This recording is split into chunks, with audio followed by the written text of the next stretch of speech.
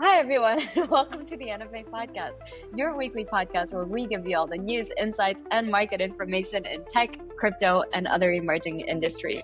This week, we're going to be covering some really cool news items. We have 3 major bills that are passing in the US. We have our trading competition updates and a lot more fun stories. So follow through. All right, we want to start with the news today because there's so much news that's happening the last week. No, you want to go for first? it. You have more news than I do. I have 2 huge news items, but I have to start with this headline. So Meta poached Apple's Peng, that's his name, Jeff Peng, with a pay package over $200 million. This is for a very smart individual, clearly a super gifted technologist, but the pay package is $200 million. And it's not for 1 year, it's not a signing bonus. Meta was quick to point out this is over multiple years and it has vesting and all these kind of things. And most of this 200 million is in Meta stock. Still, he makes more than Lionel Messi. We covered this 2 weeks ago and we were trying to figure out what the pay package was. But it was a lousy 100 million-ish. Back in my day. Back in June, 100 million, 100 million schmillion. What is 100 million these days? You know what's cool? 200 million. So how long of a period is this 200 million vested over? Probably will be more than 5 years. But what I think is funny, what does the guy think that signed for the 100 million? Does he think he's undervalued now? Like, I'm getting this lousy pay. I should have never accepted this deal. They're willing to pay 200 million. What would you think if this would happen to you? Like, you would sign for 100 million and then some other girl, guy, whatever, they sign for 200 million. I would kind of take a step back and try and understand why I've been put in this position. Likely I'd find some good out of it. Just my outlook. So I don't know this Jeff Peng personally. I do know people that know him and work with him at Apple. Apparently he's very smart, very highly regarded. Just to be clear, he's an AI specialist. Yes. I probably should have led with that. Meta is beefing up their AI.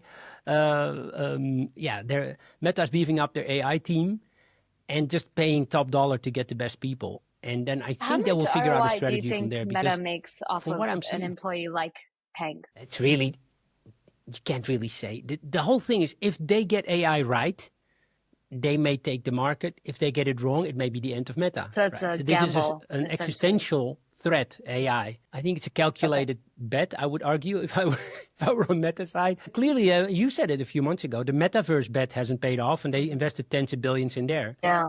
So the way I'm looking at it is that Meta is completely lost in their AI development. They've given up on LLaMA. AI efforts have failed. They're way behind Anthropic, OpenAI, Google.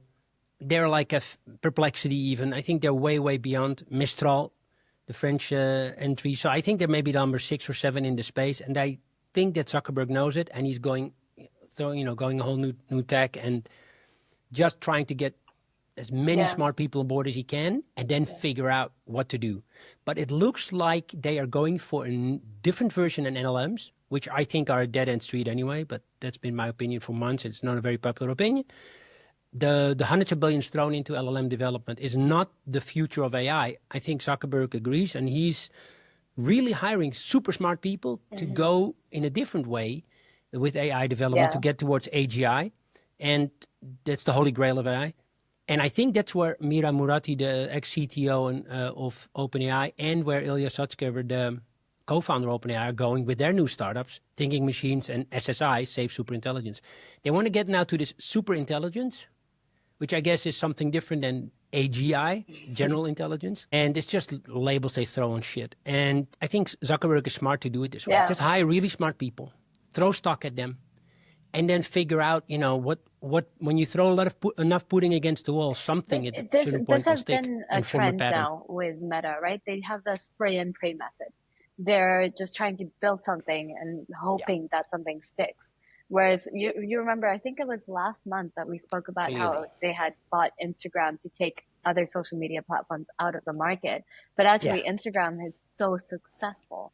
It's one of the most successful social media platforms. And instead of using what they have, again, they're just spraying and praying. Yeah, and then if you read back in the testimony of Kevin Systrom, I think it was for U.S. Congress in his congressional investigation, that Meta was starving Instagram of resources. It actually hampered the growth because it was threatening Facebook. It's just insane. But you go with your story now, your news story, and then I have a second one which takes more time because it's a longer one, but it's even crazier than the 200 million pay package for Jeff small Peng. piece of news that I just want to throw in. I think it was like maybe 4 to 6 weeks ago, but we talked about how CZ was advising Kazakhstan. And then Kazakhstan, 2 weeks later, claimed that they wanted to be a crypto hub. As of this week, 10 hours ago, they said that they wanted to start investing in crypto through a strategic Bitcoin reserve. Yeah. So they will stockpile, because Kazakhstan is rich, right? That's a lot of people, I think, miss it because it ends in stan. So the stans don't have a great reputation for monetary brilliance. However, Kazakhstan is a different ballgame, and same as Uzbekistan. So what do you think of these countries doing that? I still haven't really made up my mind about it, if it's good or bad. To be honest, I think for the industry, it's good news. You know, like it's... No, I know. I was thinking more for Kazakhstan. I was not thinking for the industry. Yeah, selfish person that you are. How it affects Kazakhstan, you know, I'm sorry. But I'm just thinking, if you're paying tax in Kazakhstan, I'm serious. I was thinking about the Kazakhstan people, thinking like, does this make sense for them? Maybe, that the country stockpiling? Maybe, if they do it Bitcoin? right, yeah. I would much rather that they stockpile rather than launder money and put it into their pockets. You know, what's the alternative? Ashur broke this story. I think the gist of it for me was that these sleeper Bitcoin accounts have suddenly I've been watching those as well. But huge ones. Yeah. That is scary. And then the second part of the video is more of the threat of hacking of Bitcoin, which really freaked me out.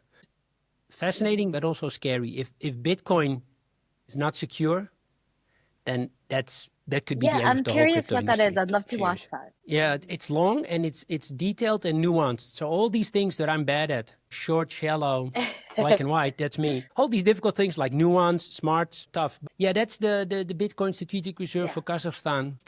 Still think it's risky. It's such a volatile asset. I don't think Bitcoin is such a volatile asset.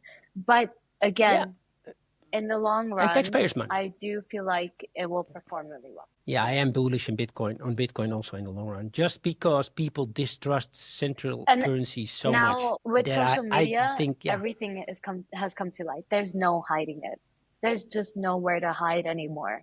You know, like what's going on with the Epstein files and what's going on with these whistleblower murders, you know, like, or jumping out the window. Like, I mean, it's absolutely ridiculous.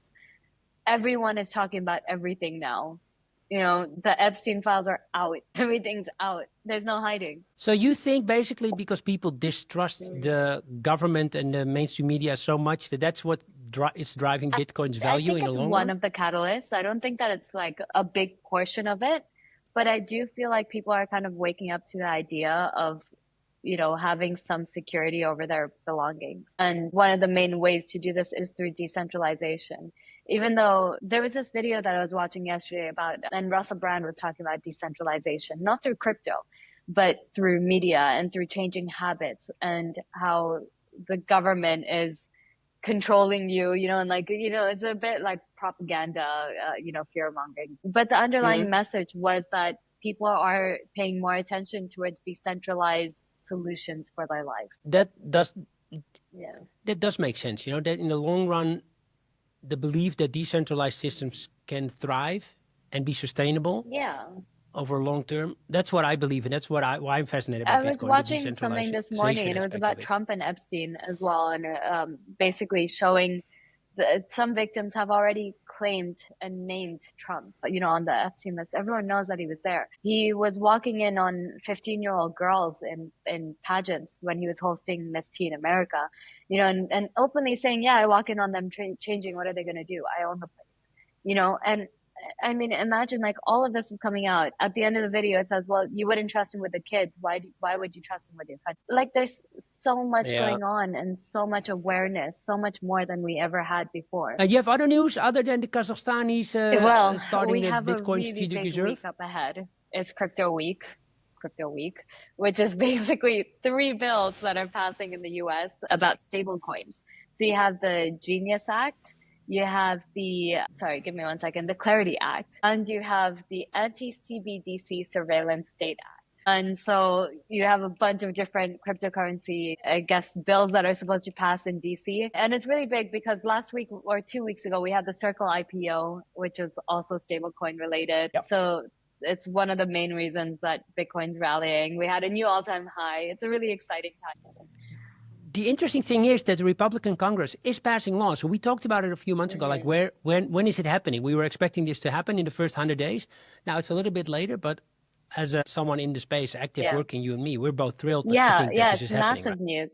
I mean, with CBDCs, it's always a bit tricky. People love them or they hate them. It's very polarized because it touches on that security aspect of, well, what if banks can stop me from buying too much bread, or like how can I spend my money if I can't use cash? So there's that question about CBDCs, but I think when it's done right, it'll be a game changer. So to break it down into the three, the Genius Act limits stablecoin issuance only to regulated issuers. So only certain companies can issue stablecoins, which is really good. So you got to get a permit, get a license before you can issue stablecoin, really. Yeah, and have it active in the US market. Tether as well as for Circle. Any other bills that you want to highlight among this crypto week? Because the Republicans called it crypto week. I could have never imagined there would be a time when the US Republican Party would have any week that they would label crypto week. Yeah. So weird.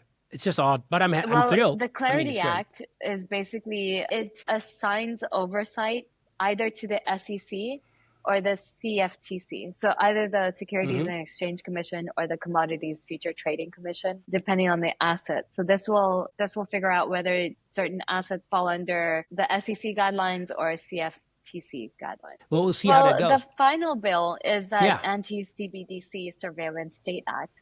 And this basically prevents the Federal Reserve from creating central bank digital currencies, or CBDCs, and block the Fed Board of Governors from using CBDCs to enact monetary policy. Now, what do you think of that act? Do you think that act makes sense? Because I do understand why they have it, because for what we just discussed, clearly the Republican side is afraid of this tracking and controlling of the currencies by what states? Yeah, by independent federal states. So the US is it's quite interesting because this is it's one of the major fears that a lot of people have had since CBDCs came out. The entire narrative is that, well, I don't want governments to control if I can buy bread if there's a shortage, or what if I want to buy drugs. What do I do? There's just, it's completely limiting. So this prevents that and gives a lot more freedom. But everyone has to remember that this is government. It changes. Laws can change like this, and there's nothing that you can do about it. Yeah. So even though you want to celebrate the way that the act is currently laid out, 10 years from now, we're not sure how it's going to look. Exactly. Yeah. That's why this bill makes sense. All right. I want to go to my news because I'm going to read it, but I'd love to see your reaction. Listen to this. So it's 5.4 billion, 3 deals, 1 coding startup, and 0 president. Okay, so there was a company called Windsurf. It still exists. No idea why it's called Windsurf. Has nothing to do with windsurfing, but it's an AI coding startup. It had a deal with OpenAI to sell for 3 billion. The deal expired on Friday. And it was a bid of 3 billion.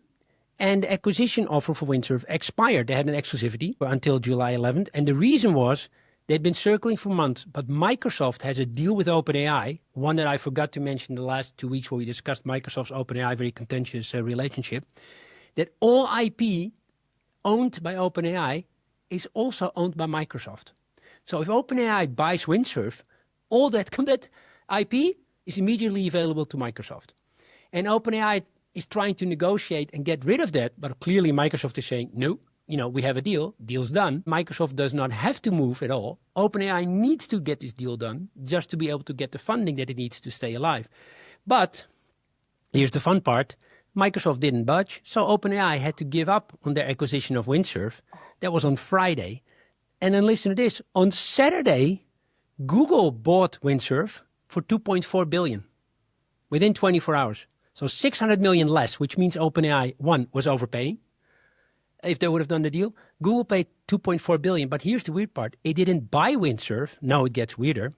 They're reverse acqui-hiring, and this word you will hear a lot, reverse acqui-hiring, the founders, which are the CEO Varun Mohan and co-founder Douglas Chen, plus licensing the technology.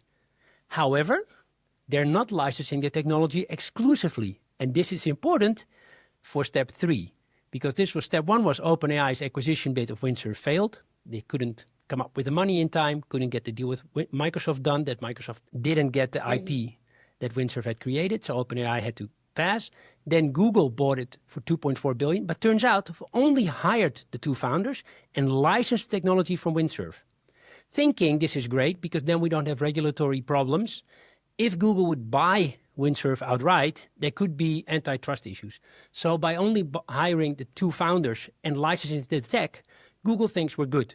And this has been done by Microsoft when it bought other companies in the last 2 years in the AI space. They've done the same thing, except one tiny thing that they forgot. Step 3 yesterday, a plot twist nobody saw coming. Cognition, the startup behind Devin AI, the world's first AI software engineer, as you may remember, was the first AI software engineer called Devin AI, announces they've acquired the entire remaining company Windsurf. So Windsurf lost its 2 founders on Saturday and a technology license to Google. But on Monday, the whole company was sold to Cognition. And here it gets beautiful. Every single one of the 250 abandoned employees, abandoned by their 2 founders, that went to Google, gets accelerated vesting, 100% employee participation in the deal. So everybody in the company participates in the deal. Complete IP ownership. So Cognition now owns the IP that Google only licensed, and it's got the entire Windsurf customer base and product. So the result is Google paid $2.4 billion for some 2 really smart people and licensing technology, and Cognition got a whole empire for pennies on the dollar. Not sure what Cognition paid for Windsurf. That's a really good question. That's what I'm trying to figure out. This just unfolded in the last couple of hours.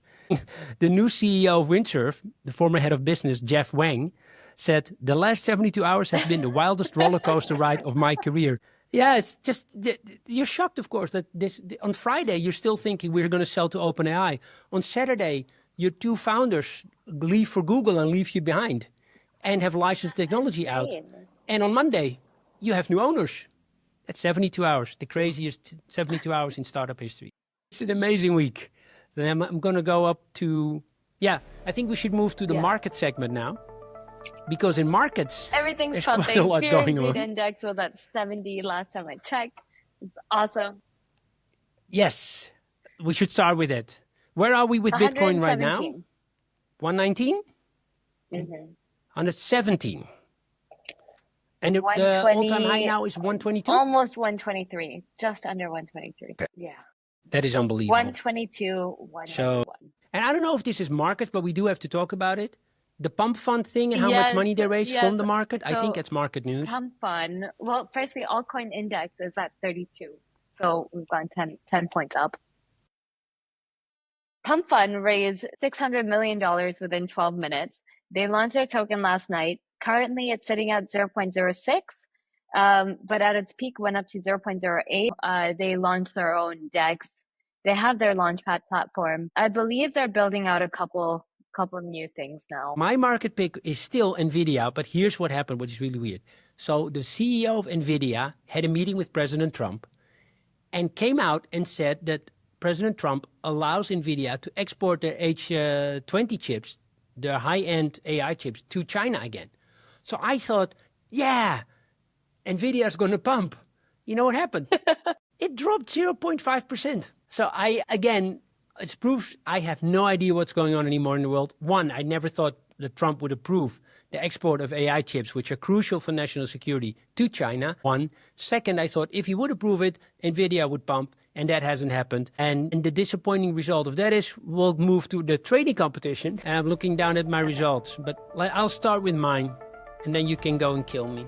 Not that I'm that competitive. Please go on. But okay, so I started with $100 in early June. Now it's mid-July. So I bought basically for $50 Bitcoin. And then the other $50 I put in 2 stocks, $25 into Broadcom, $25 into Nvidia.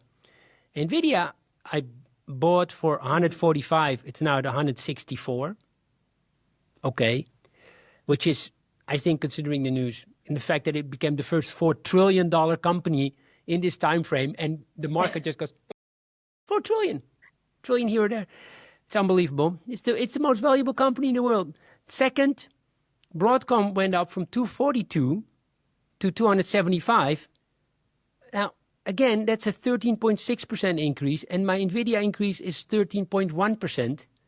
And then my biggest jump, you would think, would be from crypto, but Bitcoin went from 104,000, which I bought it, now to 117.667 last time I checked.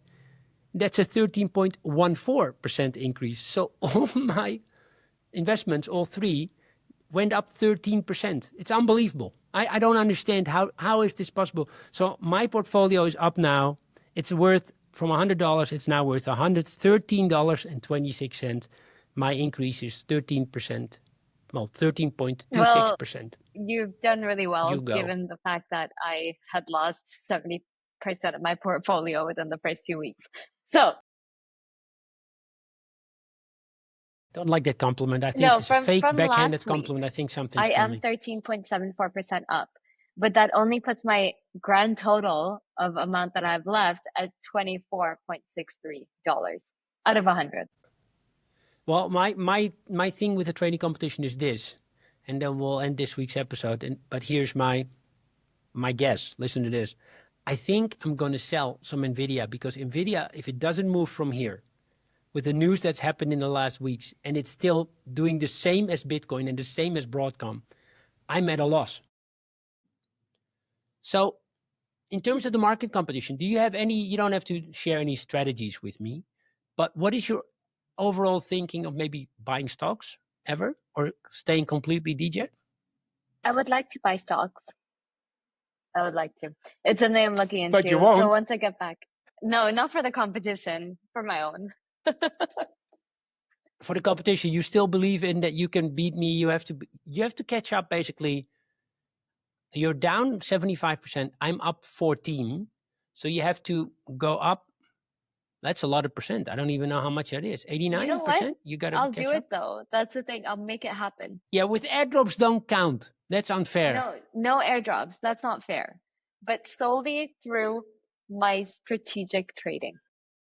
Okay. On Pump.Fun. Then predictions for next week. I have a few questions for you. Seriously. Bitcoin today, right now, is at 117? Up or down next week when we record? Same. I think down. I think 117. I think it went up too much, too quick again. And then there's always this correction happening from an all-time high. And since the all-time high, we've already retreated from 122 to 117.